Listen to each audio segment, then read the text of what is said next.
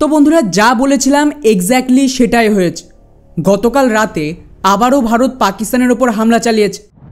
সবচেয়ে ইন্টারেস্টিং বিষয়, এবারের হামলায় কোনো আতঙ্কবাদী নয়, ডিরেক্টলি পাকিস্তানের আর্মিকে ভারত টার্গেট করেছে, যেখানে ওদের সবচেয়ে শক্তিশালী এয়ার ডিফেন্স সিস্টেমকে সম্পূর্ণ ডিস্ট্রয় করে দেওয়া হয়েছে। রিপোর্ট অনুযায়ী লাহোরে পাকিস্তান চাইনিজ HQ-9 এয়ার ডিফেন্সকে মোতায়েন করেছিল, যেটা ওদের মেন এয়ার ডিফেন্স সিস্টেম। তাকেই নাকি ভারত ধ্বংস করে দিয়েছে। এখানে আপনারা তার একটা ছবিও দেখতে পাবেন।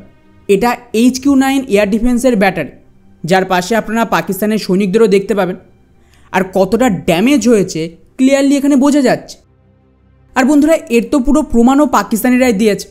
তবে যেটা সবচেয়ে গর্বের বিষয়, এখানে গতকাল ভারত কোনো মিসাইল অ্যাটাক করেন, বরং তার জায়গায় আমাদের স্বদেশি সুইসাইড অ্যাটাক ড্রোন নাগাস্ত্র, যাকে নিয়ে আমি বহুবার ভিডিও বানিয়েছিলাম, তো সেই নাগাস্ত্র ড্রোনের মাধ্যমে পাকিস্তানের ওপর অ্যাটাক করা হয়। আর এর সাথেই ইসরায়েল থেকে কেনা হারুপ ড্রোন, যাকে আদানি দেশেই তৈরি করছে, তাকেও ব্যবহার করা হয়েছিল। এবং এই দুটো ড্রোনের মাধ্যমেই গোটা পাকিস্তানে তাণ্ডব চালিয়েছে ভারতীয় ফোর্সেস, যার ভিডিওগুলোও আপনাদের আমি দেখাবো যে কোথায় কোথায় অ্যাটাক হয়েছে আর তারপরের ওখানে পরিস্থিতি কীরকম। স্পেশালি পাকিস্তানের জনগণের মুখেই শোনাবো গতকাল রাতের ভয়ঙ্কর দৃশ্যের কথা, যে কিভাবে পাকিস্তানের আর্মি এইসব হামলা লুকোনোর চেষ্টা করছে। তার জন্য অবশ্যই ভিডিওটাকে শেষ পর্যন্ত দেখবেন, খুবই ইন্টারেস্টিং কিছু জানতে পারবেন। কিন্তু বন্ধুরা তার আগে একটা বিষয় এখানে সাফ জানিয়ে দিই, এই যে হামলা ভারত করেছে গতকাল রাত, সেটা কিন্তু পাকিস্তানের অ্যাটাকের কাউন্টার।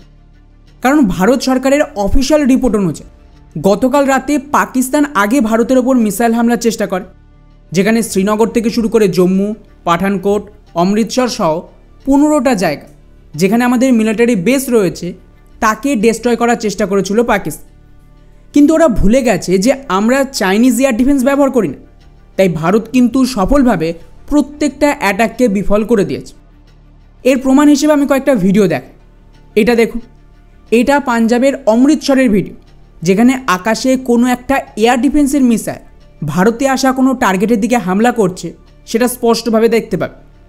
ব্যাস এইভাবে কিন্তু পাকিস্তানের প্রতিটা হামলা ভারত ঠেকিয়ে দিয়েছে, আর ওদের অ্যাটাক কোনো কাজে লাগেনি। কিন্তু যেমনটা আমি বলেছিলাম, পাকিস্তান যদি এবারে অ্যাটাক করে তাহলে আরও মারাত্মক ড্যামেজ ফেস করবে। সেটাই হয়েছে। ভারত কি করে, নিজেদের পাল্টা হামলা শুরু করে, যেখানে রিপোর্ট অনুযায়ী পাকিস্তানের ভেতর 12টা জায়গায় অ্যাটাক হয়েছে, মেইনলি ওদের আর্মি আর ISI হেডকোয়ার্টারের এরিয়ায়, যার মধ্যে করাচি, লাহোর, রাওয়ালপিন্ডি, যেটা ওদের মেন আর্মির হেডকোয়ার্টার ছিল, এবং সিন্ধ সব সামিল ছিল। এখন ভারত এই হামলায় সমস্ত ড্রোন ব্যবহার করেছে। তার ইম্প্যাক্ট কতটা খতরনাক ছিল সেটা এবারে দেখুন। এই যে ডান দিকের ফুটেজটা দেখছেন, এটা করাচির, এবং বাম দিকের ভিডিওটা লাহোরের। জাস্ট অবস্থা দেখুন, পুরো গাজার মতন ফিল আসবে। অন্যদিকে এই ধরনের কোনো সিঙ্গেল ভিডিও ভারতের কোনো শহর থেকে সামনে আসেন, অর্থাৎ আমাদের এয়ার ডিফেন্স অসাধারণ কাজ করেছে, এই কারণেই ভারতের কোনো ড্যামেজ হয়নি। এবং তার সাথেই একটা বিষয় ক্লিয়ার ছিল যে ভারত আগে থেকেই জানতো পাকিস্তান অ্যাটাক করবে, তাই কিন্তু ভারতীয় ফোর্সেস পাল্টা হামলার জন্য ড্রোন রেডি করেই রেখেছিল। যেই পাকিস্তান অ্যাটাক করে, পাল্টা এদিক থেকে অ্যাটাক শুরু হয়েছে।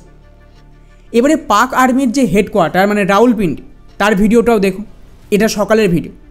সকালবেলাতেও মেন বিল্ডিং থেকে ধোঁয়া উঠছে, মানে ড্যামেজ কিন্তু মারাত্মক হয়েছে। এটাও পাকিস্তানিরাই পোস্ট করেছে। ফলে এই হামলার পর গোটা রাওয়ালপিন্ডিতে ব্ল্যাকআউট শুরু হয়ে যায় গতকাল রাতে, যার একটা ঝলক এই ভিডিও ক্লিপটাতে দেখতে পাবেন। কিন্তু যদি এত কিছুর পরেও আপনাদের কারোর ডাউট থাকে যে ভাই ড্রোন যখন অ্যাটাক করছিল তখনকার ভিডিও নেই, তো দাঁড়ান, আজ সব সাজিয়েই বসেছি।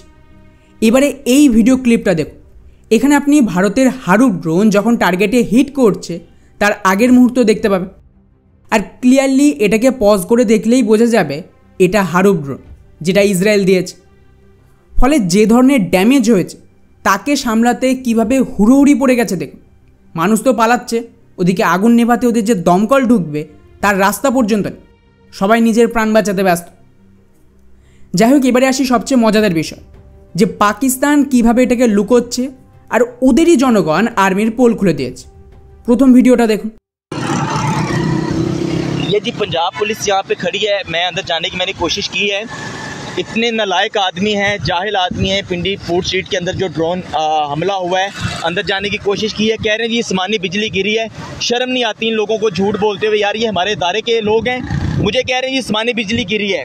मैं अभी जा रहा था वहाँ पे, इन्होंने मुझे कहा कि जी आसमानी बिजली गिरी है। यहाँ पे लोगों के अंदर खौफ व हरास फैला हुआ है, लोग अपने बच्चों को लेने के लिए आ रहे हैं। ये फूड स्ट्रीट के हालात है रावलपिंडी के, जहाँ पर सुबह ड्रोन गिराया गया है और पंजाब पुलिस और फोर्सेस खड़ी हैं वहाँ पे। वो कह रही हैं जी आसमानी बिजली गिरी है। शर्म आनी चाहिए यार। তো শুনলেন পাকিস্তানের পাঞ্জাবে ড্রোন অ্যাটাক হয়েছে, ওখানে কাউকে যেতে দিচ্ছে না, বলছে হামলা টামলা কিছু হয়নি, শুধুমাত্র বাজ পড়েছে। আর ওদের জনগণই পুলিশের আর্মিকে জাহিল বলতে শুরু করে দিয়েছে। এবার এই লাহোরের ভিডিওটা দেখো, যেখানে ওদের আর্মির হেডকোয়ার্টারে অ্যাটাক করেছে ভারত। मैं इस वक्त मौजूद हूँ जल्लो आर्मी के यूनिट, जहाँ पे इस वक्त जो है वो ड्रोन गिराया गया है। ये सामने आर्मी की यूनिट है, ये आप देख रहे हैं। उसके अंदर वहाँ पे ड्रोन गिरा, अंदर देखने नहीं दे रहे, इजाज़त नहीं है देखने की। তো শুনলেন ওখানেও কাউকে যাওয়ার অনুমতি নেই, কিন্তু এখানেও একটা ড্রোন অ্যাটাক তো হয়েছে, যাকে পাকিস্তান অফিসিয়ালি স্বীকারও করেছে যে ওদের 4 জন সেনা মারাত্মকভাবে জখম হয়েছে। এটা ডনের রিপোর্ট, যেটা পাকিস্তানি মিডিয়া পাবলিশ করেছে। ফলে জাস্ট কল্পনা করুন যে আমাদের নাগাস্ত্র আর ইসরায়েলি হারুপ ড্রোনের হামলায় যদি পাকিস্তানের এই অবস্থা হয়, তাহলে অ্যাকচুয়াল ব্যালিস্টিক মিসাইল অ্যাটাক করলে পাকিস্তানের তো টিকিও খুঁজে পাওয়া যাবে না। কিন্তু পরিস্থিতি যেদিকে এগোচ্ছে তাতে ভারত সরকার সাফ জানিয়ে দিয়েছে অপারেশন সিঁদুর এখনও শেষ হয়নি, এটা চলছে। তো বলেছিলাম না যে মায়ের রক্ত খাওয়া এখনও বাকি আছে, তো সেই কাজই হচ্ছে। এখন শুধু দেখতে থাকুন কতগুলো অ্যাটাক পাকিস্তানের ওপর হয়।